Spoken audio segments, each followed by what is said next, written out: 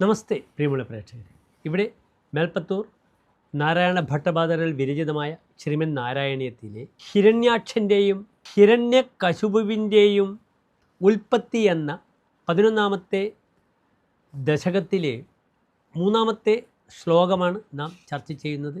ഭവദ്ദിദൃക്ഷൂൻ ഭവനം വിവിക്ഷൂൻ ദ്വാസ്ഥോ ജയസ്ഥാൻ വിജയോപ്യരുന്ധാം തേഷാം ചിത്തേ പദമാപഗോപഃ സർവം ഭവത് പ്രേരണയൈവ ഭൂമൻ.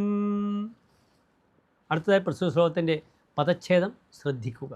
ഭവദ്ദിദൃക്ഷൂൻ ഭവനം വിവിക്ഷൂൻ ദ്വാസ്ഥോ ജയഃ താൻ വിജയഃ അപി അരുന്ധാം തേഷാം ച ചിത്തേ പദം ആപ കോപഃ സർവം ഭവത് പ്രേരണയാ ഏവ ഭൂമൻ.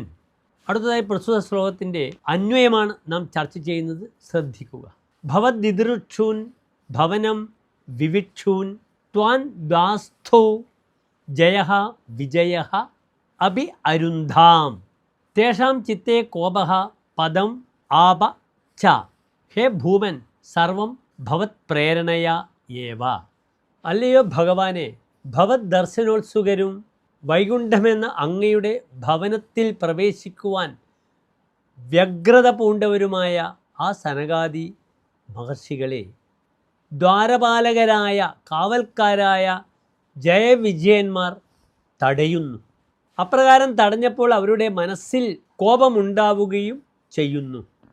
അല്ലയോ അചിന്ത്യ വൈഭവനായ ഈശ്വര, അങ്ങയുടെ പ്രേരണയാൽ ആണല്ലോ ഈ ലോകത്തെല്ലാം സംഭവിക്കുന്നത്.